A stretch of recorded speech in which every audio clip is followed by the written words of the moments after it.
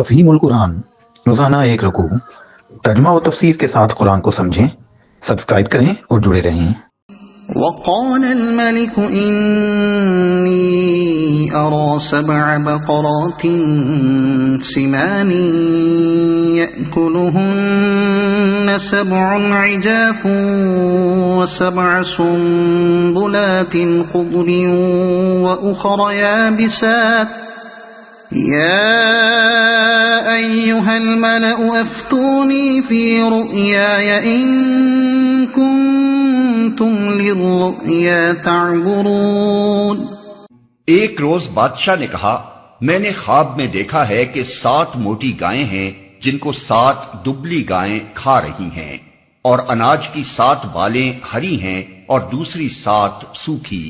اے اہل دربار، مجھے اس خواب کی تعبیر بتاؤ اگر تم خوابوں کا مطلب سمجھتے ہو۔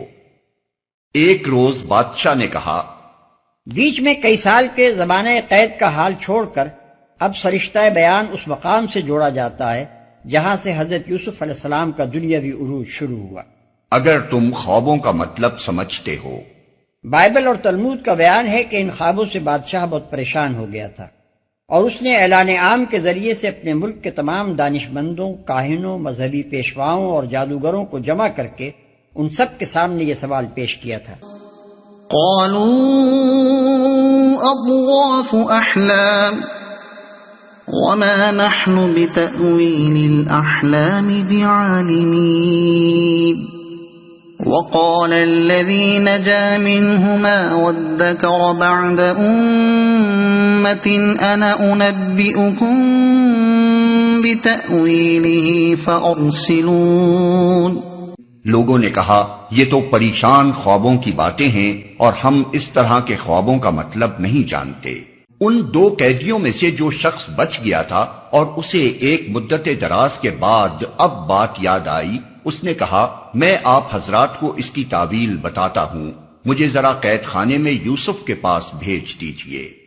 قرآن نے یہاں اختصار سے کام لیا ہے۔ بائبل اور تلمود سے اس کی تفصیل یہ معلوم ہوتی ہے، اور قیاس بھی کہتا ہے کہ ضرور ایسا ہوا ہوگا کہ سردار ساقی نے یوسف علیہ السلام کے حالات بادشاہ سے بیان کیے، اور جیل میں اس کے خواب اور اس کے ساتھی کے خواب کی جیسی صحیح تعبیر انہوں نے دی تھی اس کا ذکر بھی کیا، اور کہا کہ میں ان سے اس کی تعویل پوچھ کر آتا ہوں، مجھے قید خانے میں ان سے ملنے کی اجازت عطا کی جائے۔ يوسف أيها الصديق أفتنا في 7 بقرات سمان يأكلهن 7 عجاف و7 سنبلات خضر وأخر يابسات لعلي أرجع إلى الناس لعلهم يعلمون۔ اس نے جا کر کہا، یوسف، اے سراپا راستی، مجھے اس خواب کا مطلب بتا کہ 7 موٹی گائیں ہیں جن کو 7 دبلی گائیں کھا رہی ہیں، اور 7 بالیں ہری ہیں اور 7 سوکھی، شاید کہ میں ان لوگوں کے پاس واپس جاؤں اور شاید کہ وہ جان لیں۔ یوسف، اے سراپا راستی۔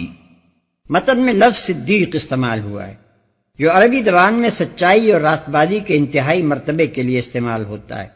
اس سے اندازہ کیا جا سکتا ہے کہ قید خانے کے زمانے قیام میں اس شخص نے یوسف علیہ السلام کی سیرت پاک سے کیسا گہرا اثر لیا تھا، اور یہ اثر ایک مدت دراز گزر جانے کے بعد بھی کتنا راسخ تھا۔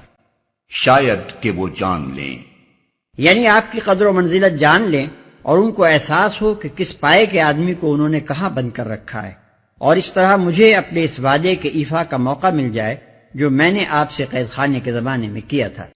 قال تزرعون 7 سنين دأبا فما حصدتم فذروه في سنبله إلا قليلا مما تأكلون ثم يأتي من بعد ذلك 7 شداد يأكل ما قدمتم لهن إلا قليلا مما تحصنون ثم يأتي من بعد ذلك عام فيه يغاث الناس وفيه يعصرون۔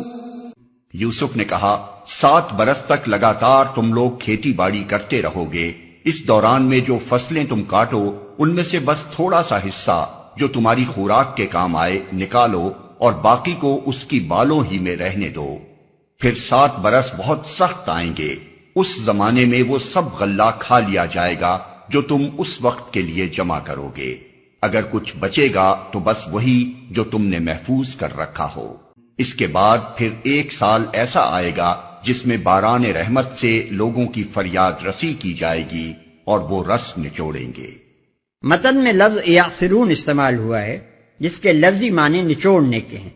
اس سے مقصود یہاں سرسبزی و شادابی کی وہ کیفیت بیان کرنا ہے جو قحط کے بعد باران رحمت اور دریائے نیل کے چڑھاؤ سے رونما ہونے والی تھی۔ جب زمین سیراب ہوتی ہے تو تیل دینے والے بیج اور رس دینے والے پھل اور میوے خوب پیدا ہوتے ہیں، اور مویشی بھی چارہ اچھا ملنے کی وجہ سے خوب دودھ دینے لگتے ہیں۔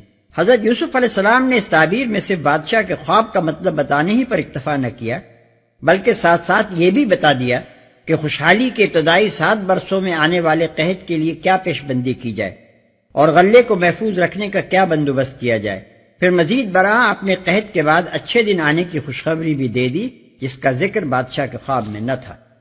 اگر آپ کو یہ ویڈیو پسند آئی ہو تو اسے لائک کریں، دوسروں تک پہنچانے کے لیے شیئر کریں، اور مزید ایسی ہی معلوماتی ویڈیوز کے لیے ہمارے چینل عبد المالک ہاشمی کو سبسکرائب ضرور کریں۔ نئی اپڈیٹس کے لیے بیل آئیکن دبائیں تاکہ آپ کو ہماری ہر نئی ویڈیو بر وقت مل سکے۔ آپ کی حوصلہ افزائی ہمیں مزید بہترین مواد بنانے میں مدد دے گی۔ شکریہ۔